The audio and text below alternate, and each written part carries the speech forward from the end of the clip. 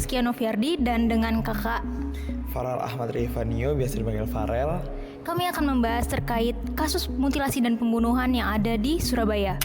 Oke kak, jadi pertama, menurut kakak apa pendapat dan reaksi kakak saat pertama kali mengetahui kasus mutilasi dan juga pembunuhan di Surabaya ini? Sebenarnya kan kasus kayak jenis-jenis seperti mutilasi, pembunuhan gitu kan bukan sebuah kasus yang memang jarang kita temui di Indonesia ini. Karena memang seringnya kalau misalnya sudah susah kontrol emosi terus kelepasan gitu sehingga membunuh orang-orang lain. Jadi sebenarnya kayak ya bukan suatu hal baru, cuman tetap mengejutkan aja sih dengan kronologinya gitu. Oke, selanjutnya untuk pertanyaan yang kedua, hukuman Alfi adalah minimal penjara dengan seumur hidup dan juga akan dihukum mati. Nah, dari kakak sendiri sebaiknya Alfi ini dihukum secara bagaimana?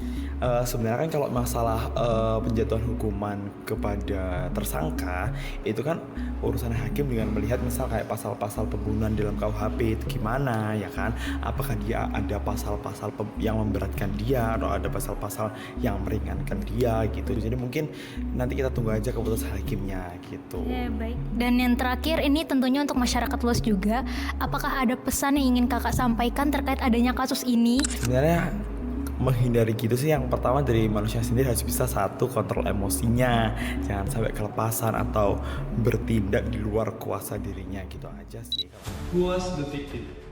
The victim was Tiara Jana Saraswati, 25-year-old, originally from Lamongan. She had been in a relationship with perpetrator Alfi Maulana for about 4 to 5 years, and they were living together in a rented room, Kos, in Surabaya.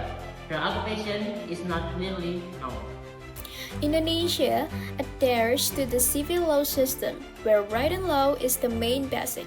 Alfi Maulana case is proceed based on the Criminal Code, Article 340 about premeditated murder and Article 338 about ordinary murder. The process follows the rules of procedural law or KUHAP, starting from investigation, reconstruction, prosecution, to trial. The suspect's rights are still guaranteed even though the crime is serious. So the conclusion is civil law guarantee that the legal process runs according to the rules without the influence of emotion or public opinion. Alfi stabbed Tiara neck with a kitchen knife until she died.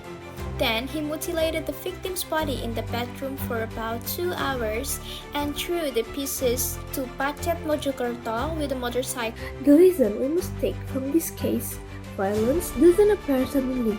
It often starts from toxic relationship and unresolved conflict. Revenge and uncontrolled emotions can erase one's humanity. Open communication and recognizing warning signs in a relationship are crucial.